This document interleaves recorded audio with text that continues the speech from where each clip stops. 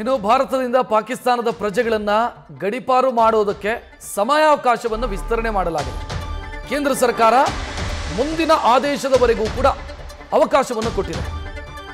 ಹಿಂದಿನ ಆದೇಶವನ್ನು ಮಾರ್ಪಡಿಸಿ ಕೇಂದ್ರ ಸರ್ಕಾರ ಹೊಸ ಆದೇಶವನ್ನು ಹೊರಡಿಸಿದೆ. ಏಪ್ರಿಲ್ 29ರೊಳಗಾಗಿ ಗಡೀಪಾರು ಆಗುವಂತೆ ಆದೇಶ ಇದ್ದಿದ್ದು, ಈಗ ಮುಂದಿನ ಆದೇಶದವರೆಗೂ ಕೂಡ ಸಮಯಾವಕಾಶ ವಿಸ್ತರಣೆ ಮಾಡಲಾಗಿದೆ. ಆ ಮೂಲಕ ಭಾರತದಲ್ಲಿರುವಂತಹ ಪಾಕಿಸ್ತಾನಿ ನಾಗರಿಕರಿಗೆ ರಿಲೀಫ್ ಕೊಟ್ಟಿದೆ ಕೇಂದ್ರ ಸರ್ಕಾರ.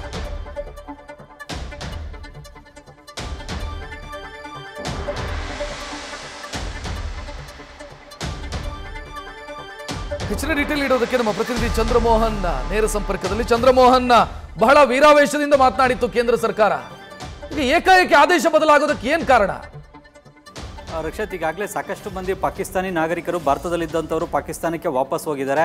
ಆದರೆ ಇನ್ನೂ ಕೆಲವರು ಕೂಡ ಬೇರೆ ಬೇರೆ ಕಾರಣಗಳಿಗಾಗಿ ಹೋಗದೆ ಭಾರತದಲ್ಲಿ ವಾಪಸ್ ಉಳ್ಕೊಂಡಿದ್ದಾರೆ. ಇನ್ನೂ ಕೂಡ ಅಂಥವರೆಲ್ಲರಿಗೂ ಕೂಡ ಈಗ ಪಾಕಿಸ್ತಾನಕ್ಕೆ ವಾಪಸ್ ಹೋಗಲಿಕ್ಕೆ ಈಗ ಮುಂದಿನ ಆದೇಶದವರೆಗೆ ಅವಕಾಶವನ್ನು ಕೊಟ್ಟು ಕೇಂದ್ರ ಸರ್ಕಾರ ಈಗ ಹೊಸ ಆದೇಶವನ್ನು ಹೊರಡಿಸಿದೆ. ಇದಕ್ಕೆ ಏನು ಕಾರಣ ಅನ್ನೋದ್ರ ಬಗ್ಗೆ ಕೇಂದ್ರ ಸರ್ಕಾರ ಯಾವುದೇ ಸ್ಪಷ್ಟವಾದಂಥ ಮಾಹಿತಿಯನ್ನು ಕೊಟ್ಟಿಲ್ಲ. ಈಗ ಮೆಡಿಕಲ್ ವೀಸಾ ಆಗ್ಬೋದು, ಅಥವಾ ಈ ಪತ್ನಿಯರಾಗಿ ಅವರ ಟೂರಿಸ್ಟ್ ಪತ್ನಿಯರಾಗಿ ಇಲ್ಲಿ ಭಾರತದಲ್ಲಿದ್ದಂಥವರು, ಜೊತೆಗೆ ಟೂರಿಸ್ಟ್ ವೀಸಾ ಮೇಲೆ ಬಂದಿದ್ದಂಥವರು, ಜೊತೆಗೆ ವಿದ್ಯಾರ್ಥಿ ವೀಸಾ ಮೇಲೆ ಬಂದಿದ್ದಂಥವರು ಸೇರಿದಂತೆ ಬೇರೆ ಬೇರೆಯವರಿಗೆ ಸುಮಾರು 15 ರೀತಿಯ ವೀಸಾಗಳನ್ನು ನೀಡಲಾಗಿತ್ತು. ಅವರೆಲ್ಲರಿಗೂ ಕೂಡ ಏಪ್ರಿಲ್ 29ರೊಳಗಡೆ ವಾಪಸ್ ಹೋಗಲಿಕ್ಕೆ ಸೂಚನೆಯನ್ನು ಕೊಡಲಾಗಿತ್ತು. ಈಗ ಆ ಆದೇಶವನ್ನು ಸ್ವಲ್ಪ ಮಾರ್ಪಾಡು ಮಾಡಲಾಗಿದೆ. ಮುಂದಿನ ಆದೇಶದವರೆಗೆ ಭಾರತದಲ್ಲಿಕ್ಕೆ ಅವಕಾಶವನ್ನು ಕೊಡಲಾಗಿದೆ. ಬಹುಶಃ ಭಾರತ ಮತ್ತು ಪಾಕಿಸ್ತಾನದ ನಡುವೆ ಒಂದು ಉದ್ವಿಗ್ನ ವಾತಾವರಣ ನಿರ್ಮಾಣ ಆಗಿದೆ. ಅದನ್ನು ಸ್ವಲ್ಪ ಮಟ್ಟಿಗೆ ತಣ್ಣಗಾಗಿಸುವಂಥ ನಿಟ್ಟಿನಲ್ಲಿ ಭಾರತ ಈ ಆದೇಶವನ್ನು ಹೊರಡಿಸಿರ್ಬೋದು. ಈಗ ಅಮೆರಿಕ ಕೂಡ ಭಾರತ ಮತ್ತು ಪಾಕಿಸ್ತಾನದ ನಡುವಿನ ಬಿಕ್ಕಟ್ಟಿನ ವೇಳೆಯಲ್ಲಿ ಮಧ್ಯಪ್ರವೇಶವನ್ನು ಮಾಡಿದೆ. ಎರಡೂ ದೇಶಗಳು ಕೂಡ ಶಾಂತಿಯನ್ನು ಕಾಪಾಡಿಕೊಳ್ಬೇಕು, ಈ ಉದ್ವಿಗ್ನ ವಾತಾವರಣ ತಗ್ಗಿಸಬೇಕು ಅನ್ನುವ ಸೂಚನೆಯನ್ನು ಎರಡೂ ದೇಶಗಳು ಕೂಡ ಕೊಡ್ತಾ ಇದೆ. ಜೊತೆಗೆ ಗಲ್ಫ್ ದೇಶಗಳಾದಂತಹ ಸೌದಿ ಅರೇಬಿಯಾ, ಕತಾರ್ ದೇಶಗಳು ಕೂಡ ಭಾರತ ಮತ್ತು ಪಾಕಿಸ್ತಾನ ಎರಡೂ ದೇಶದ ಜೊತೆಗೂ ಕೂಡ ಮಾತುಕತೆಯನ್ನು ನಡೆಸ್ತಾ ಇವೆ.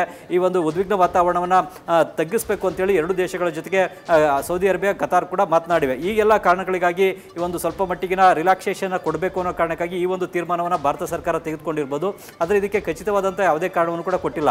ಆದರೆ ಮತ್ತೊಂದು ಕಡೆಯಲ್ಲಿ ಈ ಪಾಕಿಸ್ತಾನದ ನಾಗರಿಕರು ಭಾರತದ ಗಡಿಯನ್ನು ದಾಟಿ ಅಟಾರಿ ವಾಘಾ ಗಡಿಯ ಮೂಲಕ ಹೋಗಲಿಕ್ಕೆ, ಪಾಕಿಸ್ತಾನಕ್ಕೆ ವಾಪಸ್ ಹೋಗಲಿಕ್ಕೆ ಪ್ರಯತ್ನ ಮಾಡಿದಂಥ ಸಂದರ್ಭದಲ್ಲಿ ಪಾಕಿಸ್ತಾನ ಕೂಡ ತನ್ನ ಗಡಿಯನ್ನು ಇವತ್ತು ಬಂದ್ ಮಾಡಿಕೊಂಡಿದೆ.